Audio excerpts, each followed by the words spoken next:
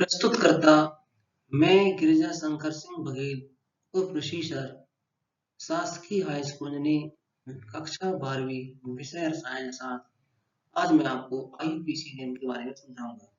देखिएगा, हमारा टॉपिक नाम क्या है? ईथर। ठीक, परिभाषा। ईथर वे कार्बनिक यौगिक हैं जिनमें दो एल्किल मूलक एक ऑक्सीजन परमाणु जुड़े रहते हैं, उसे ईथर कहते हैं। इसका समान सूत्र क्या है? ईथर का समान सूत्र है ROR। हमने अभी पढ़ाया था कि दो एल्किल मूलक, ये R एल्किल है, ये भी एल्किल है, दो एल्किल हो गया और एक ऑक्सीजन, ये आपका ये ऑक्सीजन, दो एल्किल मूलक एक ऑक्सीजन को हम क्या कहते हैं बताओ? ईथर कहते हैं। ईथर के प्रकार, ईथर दो प्रकार के होते हैं।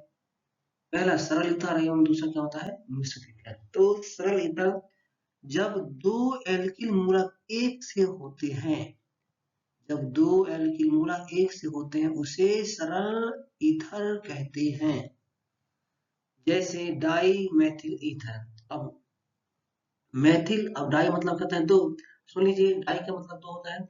एक एक को मोनो, दो को डाई, तीन को ट्राई, चार को टेट्रा, पांच को पेंटा, छह को हेक्सा, सात को हेप्टा, आठ को ऑक्टा, नौ को नोना और 10 को डेका। अब यहाँ डाई का मतलब दो, यहाँ मेथिल, एक मेथिल ये हो गया, एक मेथिल, एक एक दो दो या तो डाई मेथिल हो गया, वो क्या कहेंगे? ईथर। इसके ऊपर जो बिंदु बिंदु है उसको हम क्या कहेंगे बताओ? Lone pair. ऊपर है और एक ऑक्सीजन नीचे, तो लोन पेयर हो गया, डाई मेथिल ईथर।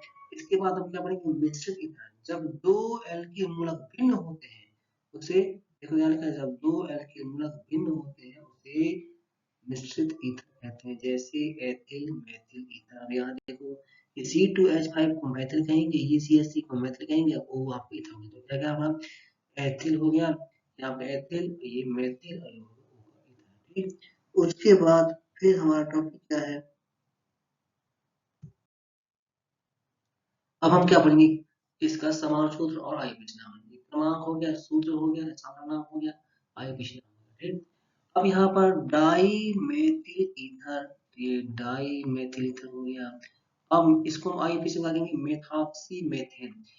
एक कार्बन होगा तो मेथ, दो का होगा तो एथ, तीन को होगा तो प्रोप, चार को ब्यूट, पांच को पेंट, छह को हेक्स, सात को हेप्ट, आठ को ऑट ऑक्ट, नौ को नॉन, 10 को डेथ। अब मेथॉक्सी मेथेन क्यों कहेंगे मेथॉक्सी? क्योंकि ईथर को हम आईयूपीएसी में ऑक्सी कहते हैं। क्या समझ ध्यान से, ईथर को हम आईयूपीएसी में क्या कहते हैं बताओ? ऑक्सी। अब इसका डाई मेथ ईथर को हम क्या कहेंगे बताओ? Methoxy methane. अब देखो यहाँ पे क्या हो गया? मेथॉक्सी, यहाँ से हो गया मेथ, यहाँ से हो गया ओ, तो क्या हो गया? मेथॉक्सी। अब ये एक का मतलब करेंगे मेथिल। ठीक, अब एथिल मेथिल ईथर, इसका नाम भी क्या है दिखाओ? अब यहाँ पे क्या है? मेथॉक्सी। अब यहाँ देखो, फिर यहाँ से आगे, यहाँ से हो गया मेथा, ये हो गया ओ, तो क्या हो गया? मेथॉक्सी। अब यहाँ C2H5 का कहेंगे बताओ? एथिल। ठीक, फिर क्या है? Ethyl propyl ether. ये देखो यहाँ पे, ये हमारा आपका क्या हो गया? एथिल हो गया, ये हो गया प्रोपिल हो गया, आपका ये O। ठीक, अब आइए पीछे में आगे बताओ। एथॉक्सी, यहाँ से देखो, ये एथा से एथॉक्सी, एथा से C2H5 O से ऑक्सी, तो क्या है? एथॉक्सी।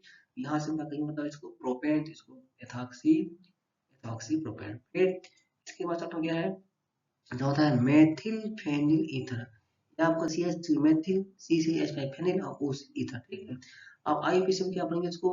मेथॉक्सी, यहाँ से देखो मेथॉक्सी, यहाँ से मेथा, O से ऑक्सी, तो यानी मेथॉक्सी और C3H5 को पढ़ेंगे बेंजीन। ठीक, उसके बाद नेक्स्ट क्या है?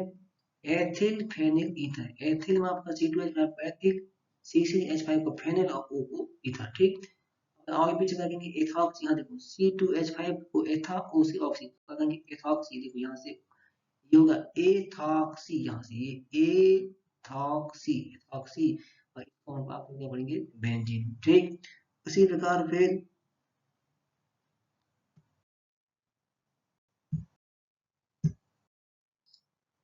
धन्यवाद। इस प्रकार मैं आपको मैं आज ईथर की आईयूपीएसी के नाम में समझाया।